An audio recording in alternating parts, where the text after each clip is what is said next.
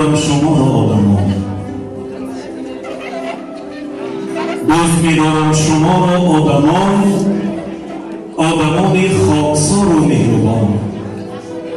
مهربانی آورد، مهربان باشید همیشه دوستان. سلام سرشاد پر از مهر و محبت.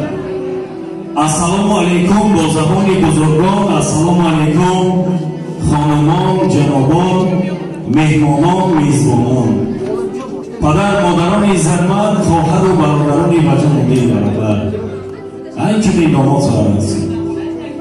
قبل از همه من میخواستم عزیزان دوستان گرامی خیلی شما را به این درگاه مقدس می روزی خرسندی لحظه خاطرمان شام پرفیض گل باقی بازد از آن عائله های بهترین نمونوی مهنت دوست و خاکسار که توی دارند خوش آمدید. نور دیگر تاج بر سر.